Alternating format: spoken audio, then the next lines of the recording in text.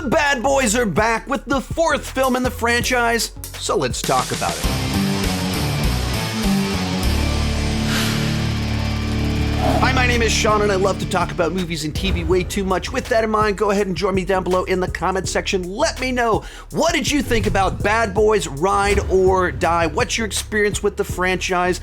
And how much of Will Smith's recent behavior affected your excitement level for this film? As for me, this is one I was very excited to check out because I thought that Bad Boys for Life, the last film, was the best movie in the entire franchise, where it built on everything that worked in the Michael Bay films, but added a stronger plot and more interesting side characters into the mix. And the directors of that film came back to direct this film, so I was very excited to check out this film. What did I think about it?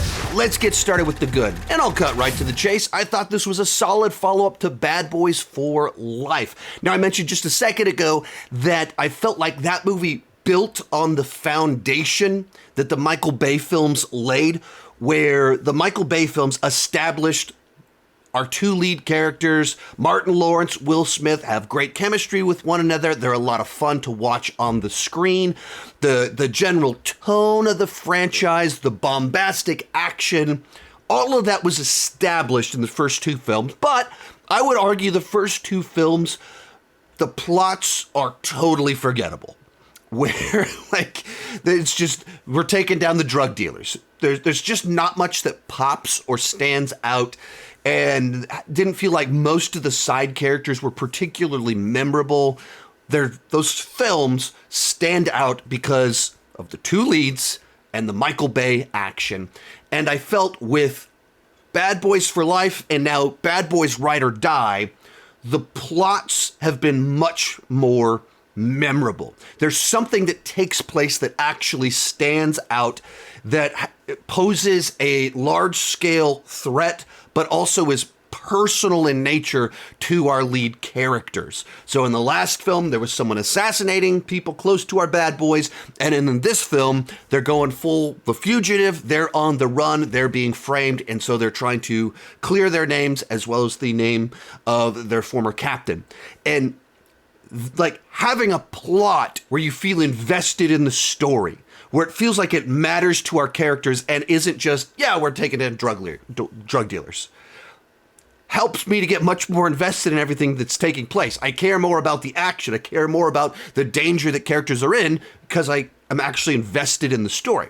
Right along those same lines, I just think the characters in general are handled much better in the current run of films than in the Michael Bay films. So with each of our two leads, they're much more vulnerable now than they were in the original run. Some of that is their age, and these movies are acknowledging the fact that they're not in their 20s and early 30s anymore, that they're now in their 50s, and you can't pretend like you're you're in your prime anymore, because you're not. And so they're bringing in health issues with each of them.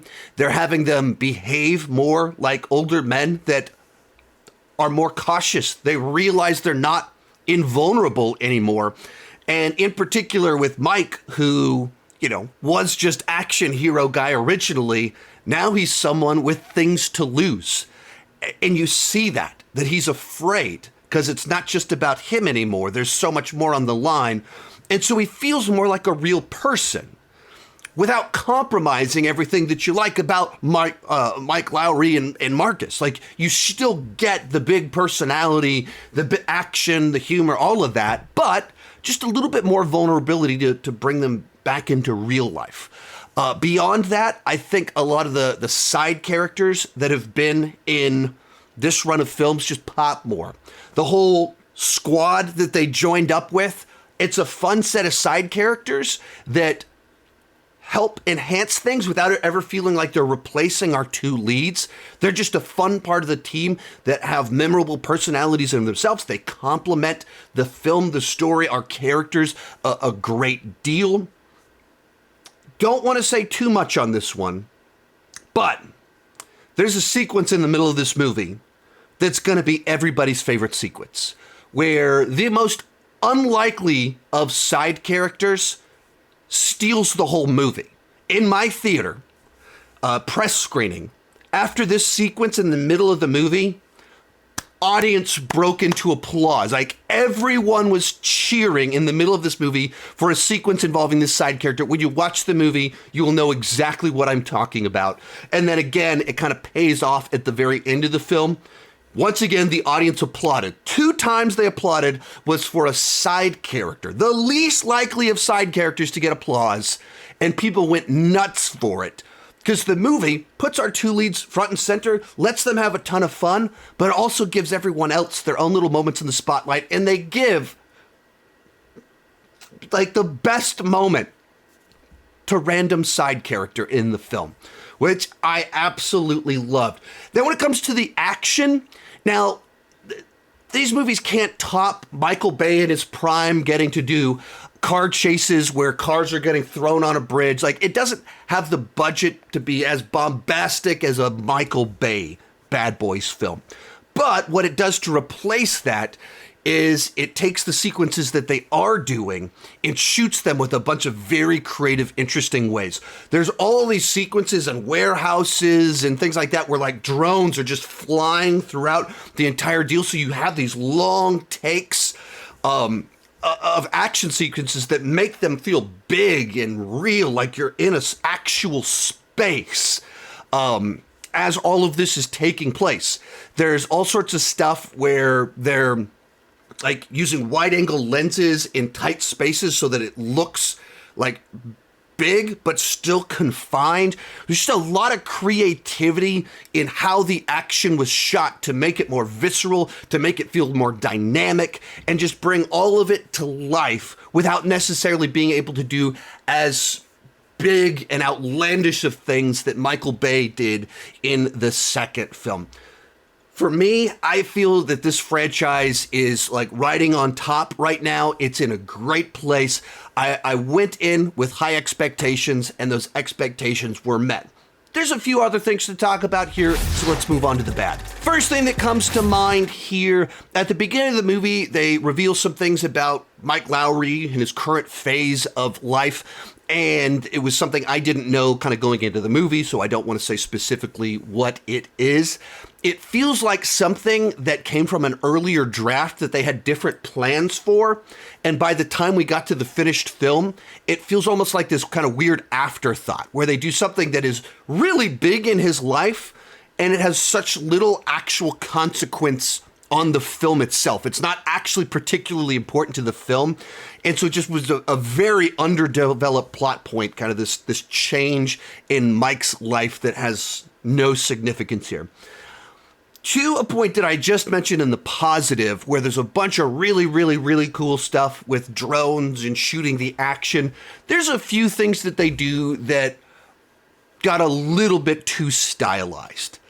And when you see kind of the behind the scenes footage, they've shared some things of how they captured some of this stuff, and they did it in camera. It was all practical with, like, rigs and stuff like that. But, like, they do a number of things that draws your attention to the style itself rather than amplifying and making the sequence better. So, like, there's some first person stuff where there's, like, a rig on the actors and it, like, keeps turning between being pointed at them and then going into first person shooter mode.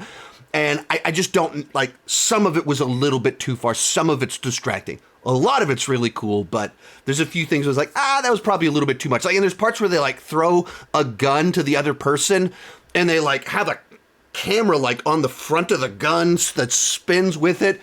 On the one hand, it's really cool, but it just draws so much attention to the trick itself.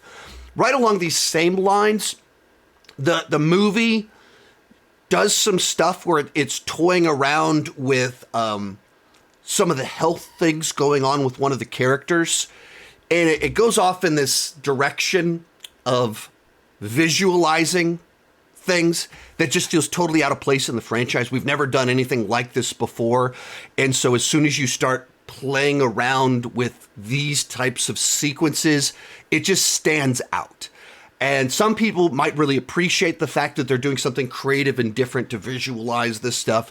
For me, it just felt like, that feels out of place. That doesn't feel like that belongs in this particular movie.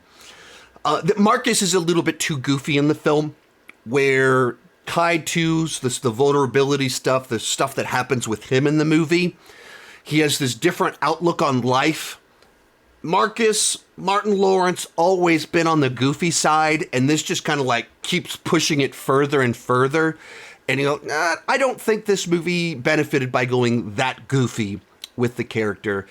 And just the final one on here, just in general, I mean, while the plot has something you can latch on and remember, I think it's fitting neatly into the genre. They're on the run.